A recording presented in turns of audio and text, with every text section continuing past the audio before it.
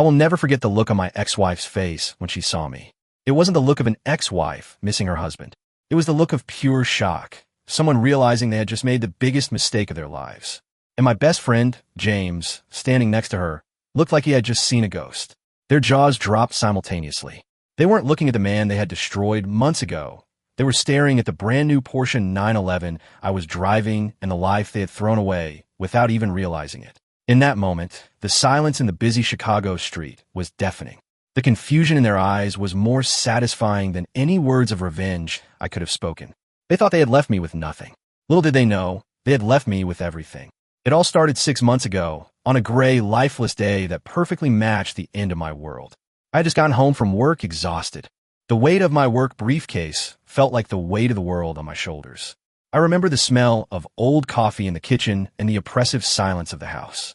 A silence that used to be filled with laughter and conversation. Now it was just emptiness. Mia was sitting at the kitchen table, her face lit only by the cold glow of her phone screen. She didn't even look up when I walked in. I said, trying to keep my voice steady.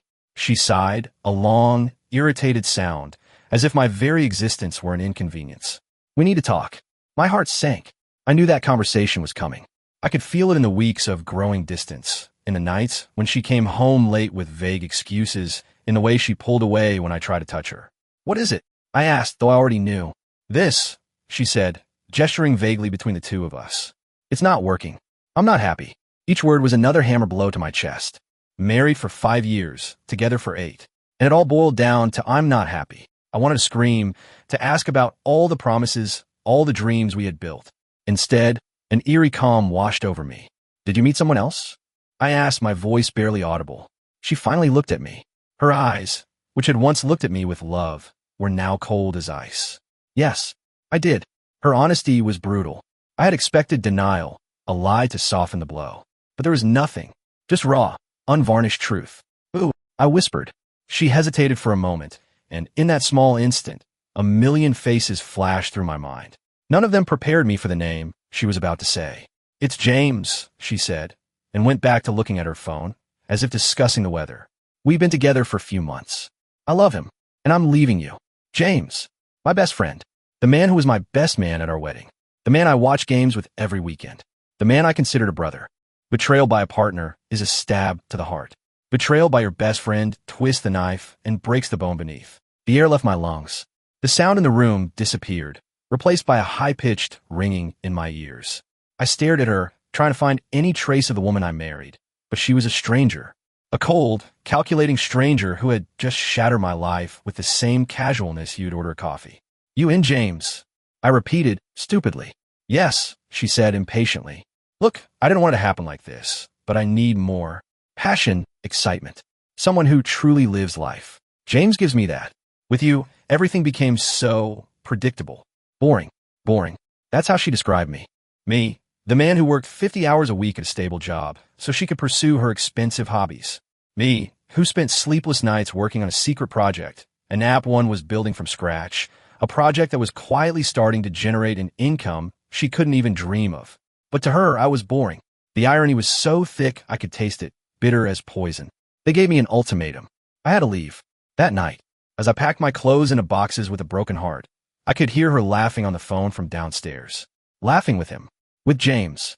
They were celebrating their victory over the boring man. They had no idea that, inside my laptop, hidden in an encrypted folder, was the secret that would change everything. A secret already generating $500,000 a year. I left that house with nothing but a few boxes, my laptop, and a shattered heart. I found a small apartment on the other side of town. The first few weeks were hell. The apartment smelled of fresh paint and loneliness. The echo of my own footsteps was my only companion.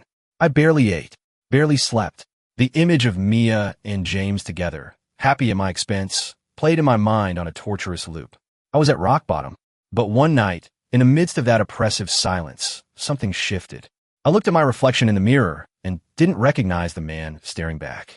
Hollow eyes, slumped shoulders, defeated, and I felt a surge of anger. Not at them, at myself. Anger for letting them reduce me to this. In that silence, I had a choice, sink or swim. And I decided I was going to build a damn yacht. I opened my laptop. There was my secret project, a niche productivity app one had been developing for more than a year. Before the split, It was just a hobby, a passion. Now it became my lifeline. I threw myself into the work like a drowning man, clinging to wreckage. I coded for 16 hours a day. I survived on coffee and the adrenaline of solving complex problems. Every line of code was a step further from the pain. Every feature I implemented was a brick in the foundation of my new life. The app, which had already been generating a decent passive income, began to take off. I added new features, improved the user interface, and invested in targeted marketing. The money started to roll in. First, a trickle, then a stream. In 6 months, it was a flood. I was earning more in a month than I had been making in a year at my old job. I was on track to become a millionaire before I turned 35, but I kept everything a secret. To the outside world, I was still the same guy, still driving my old Honda Civic, still living in the same modest apartment. Nobody knew, not my family, not my few remaining friends. I was waiting. I didn't know exactly for what, but I felt I needed to be fully ready. I was waiting for the right moment, and I couldn't have imagined that moment would come in a way even Hollywood couldn't script. One day, I decided it was time. Time to stop living like a ghost of my former self. The money was in the bank secure. My company was growing exponentially. It was time to reap the rewards of my work. My first big purchase wasn't a house. It was a car, but not just any car. I had always dreamed of owning a Porsche 911. It was more than just a car for me. It was a symbol of freedom, of success, of having reached a place nobody thought I would. I remember walking into the dealership, the smell of new leather and car wax, the gleam of the cars under the lights. I pointed to a gray 911 Carrera S. The salesman, used to judging people by appearances, looked at my simple clothes and tired face with a bit of disdain. But when I said, "I'll take it," and paid in full with a bank transfer, his attitude changed dramatically. Driving that car out of the dealership was a transcendent experience. The roar of the engine was music to my ears. The feel of the leather steering wheel in my hands was real. It was physical proof that I had made it. I was no longer broken. I was rebuilt, stronger than ever. And it was the following weekend that it happened. I was driving through my old neighborhood, a mix of nostalgia and masochism, I suppose. I decided to stop by a coffee shop Mia and I used to frequent. As I parked the Porsche in a space right out front, I saw them. Mia and James. They were walking out of the coffee shop, holding hands, laughing at some inside joke. And then they stopped, their eyes fixed on the car. They looked around, probably expecting some celebrity or wealthy businessman to step out. And then I got out. I moved slowly, deliberately, adjusted my jacket, put on my sunglasses. And then I looked at them. And that's when their jaws dropped. Time seemed to freeze. The laughter died on Mia's lips, replaced by a mask of pure disbelief. James went pale, the color draining from his face as though he'd seen a ghost. They looked at me, then at the car, then back at me. The equation didn't make sense in their minds. The boring, predictable man they had discarded didn't fit the image of someone driving a six-figure car. I gave him a small nod, calm and composed. "Mia." "James," I said, my voice steady. "You seem to be doing well." Their silence was the loudest response I could have received. Seeing their faces didn't give me the petty satisfaction I'd expected. It gave me something better, the absolute certainty that I had won. Not against them, but against the weak, broken person I had been when I was with them. I didn't need to say a word about the money, about the success. The car said it all. I turned and walked into the coffee shop, leaving them frozen on the sidewalk, their minds struggling to process the impossible. I thought that would be the end of the story. A poetic, silent ending. I was wrong. That night, my phone buzzed. It was a number I hadn't seen in 6 months. It was Mia. The message was short. "Can we talk?" I ignored it, but the messages kept coming. "I saw you today. Is the car yours? I miss you." With each message, her desperation became more palpable. Curiosity turned to begging. A week later, she called me. I answered, out of morbid curiosity. "What do you want, Mia?" I asked, my voice devoid of emotion. I made a mistake," she said, her voice trembling. "A terrible mistake. I shouldn't have left you. You seemed pretty happy with your decision," I replied coldly. "I wasn't. James isn't you. He's impulsive, irresponsible. He's not what I thought." The irony was delicious. The same qualities she once called passion and excitement were now impulsive and irresponsible. But I knew it wasn't really about James. It was about the Porsche. It was about what the Porsche represented. "I've heard you're doing really well," she said, finally getting to her point. "People are talking about your new company." "I'm fine," I said simply. "I want to see you," she begged. "We can fix this. I still love you." Those 3 words, "I still love you," which once would have made my heart race, now sounded hollow and empty. Words of convenience, not conviction. I agreed to meet her. Not for reconciliation, but for closure. I needed her to understand, and I needed to say my final words face to face. We met in a park. She looked different, tired. The spark she had when she left me was gone. She tried to hug me. I stepped back. I don't love you anymore, Mia, I said, the word coming out with a clarity that surprised even me. And it's not because of James. It's because of you. You didn't leave me because you were unhappy. You left me because you thought I was a failure, a dead end. You wanted an upgrade. She began to cry. That's not true. It's the absolute truth, I continued, relentless. You saw the car and suddenly realized you made a miscalculation.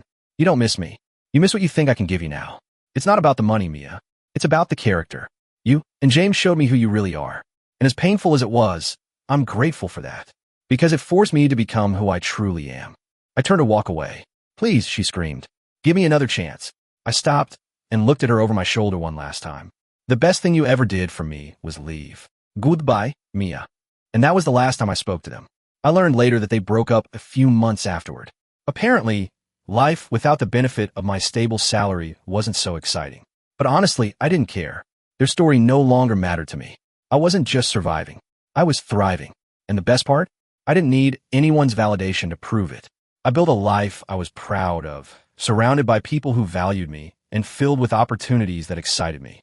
My world was brighter, bigger, and better than anything Mia and James could have ever imagined.